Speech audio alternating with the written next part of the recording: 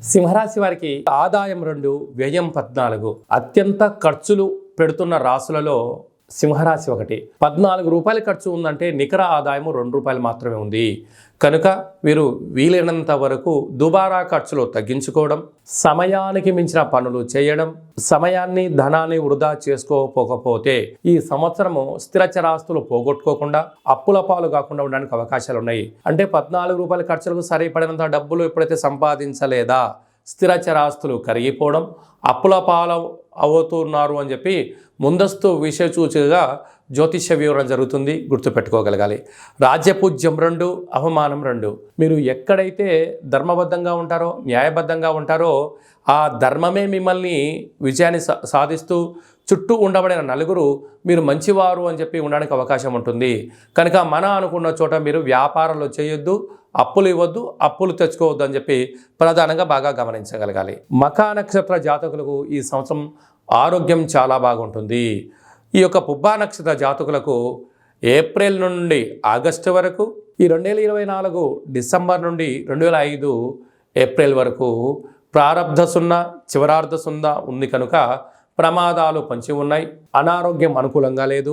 నూతన పెట్టుబడులు పెట్టేటువంటి కాల సమయంలో 100 సార్లు ఆలోచించడం అవసరం అని చెప్పి గుర్తుపెట్టుకోగలగాలి. ఉత్తరా నక్షత్ర జాతకులకు ఆగస్టు నుండి డిసెంబర్ వరకు మధ్య సున్న కారణం చేత మనోవేదన, ఏ పనులు ప్రారంభించినా విజయానికి దగ్గరగా ఉంటూ విజయం సాధించలేని పరిస్థితి ఉంటుంది. కనుక ఆందోళన చెందనక్కర్లేదు అని చెప్పి జ్యోతిష్య పరిజ్ఞానం తెలియజేస్తుంది. ధనవాక్కు కుటుంబ స్థానంలో కేతు సంచారం చేయడం వలన చిన్న చిన్న విషయాలకు ఆందోళన తగదు. దయచేసి బంధువులని, మిత్రులని, స్నేహితులని అప్పులు ఇవ్వద్దు. తెలిసిన వారు కదా అని చెప్పి అప్పులు తెచ్చుకోవద్దు. ఈ రెండిటి వలన మీకు ముప్పు, మీ స్థిర చరాస్తులకు ముప్పు అని చెప్పి మీరు గమనించగలగాలి. సప్తమ స్థానంలో శనిచర స్వామి స్వక్షేత్రకంగా ఉండడం వల్ల ప్రేమికులు ఎంతో జాగ్రత్తగా ఉండాలి. నూతనమైనటువంటి పెట్టుబడులు, వ్యాపార కార్యక్రమాల్లో ఆచితూచి నిర్ణయం తీసుకోగలగాలి. లేకపోతే భార్యాభర్తల మధ్య, కుటుంబంలో స్థిర చరాస్తులపైన అనేక దాడులు జరిగే పరిస్థితి చాలా అధికంగా ఉంది. తస్మాత్ జాగ్రత్త. అష్టమ రాహు సంచార స్థితి ఉండడం వలన మీ జన్మ నక్షత్రం రోజున పూర్ణిమ, అమావాస్య, అష్టమి తిథుల యందున దూరవాయు జల ప్రయాణాలు, కొత్త పనులు ప్రారంభించకపోవడం ఉత్తమోత్తంగా భావించగలగాలి.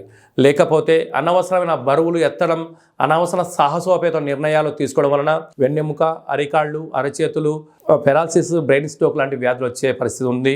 తస్మాత్ జాగ్రత్త. భాగ్యస్థానంలో దేవగురు బృహస్పతి సంచారం చేయడం వల్ల ఆధ్యాత్మికంగా ఉండడం, భార్యాభర్తల మధ్య సఖ్యతగా ఉన్నట్లయితే యోగం మీ అదృష్టం.